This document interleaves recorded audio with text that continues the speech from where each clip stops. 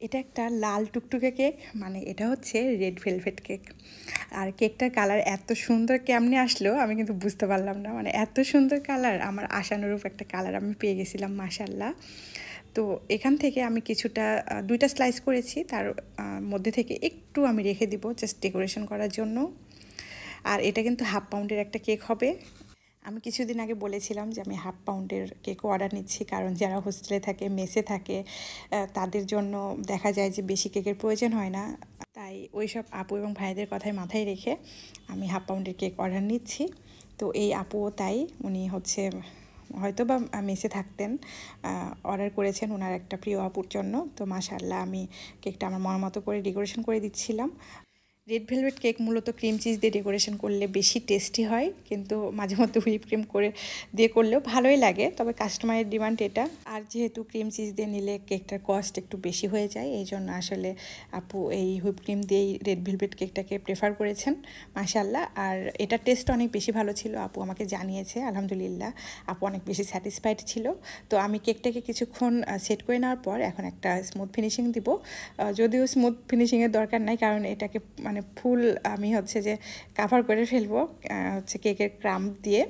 তারপরেও মনে হইলো যে একটু স্মুথ করে নিলে দেখতে ভালো লাগবে, এই জন্য আসলে স্মুথ করে নিচ্ছিলাম।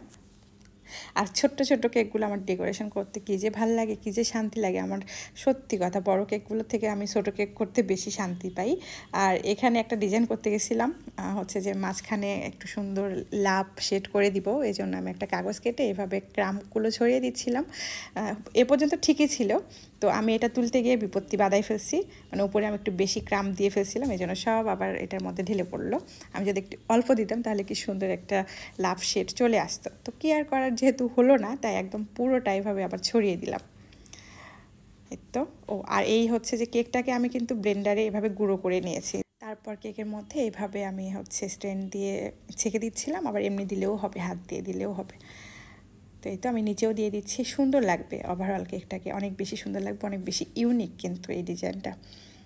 তো এবার আমি হচ্ছে যে এভাবে রাখা যেত, তারপরে মনে হইলো যে একটু হচ্ছে ফুল টুল করে দেওয়া যাক, এই জন্য আমি জাস্ট 2টা একদম ফুটন্ত গোলাপ এটার মধ্যে বসাই দিছি।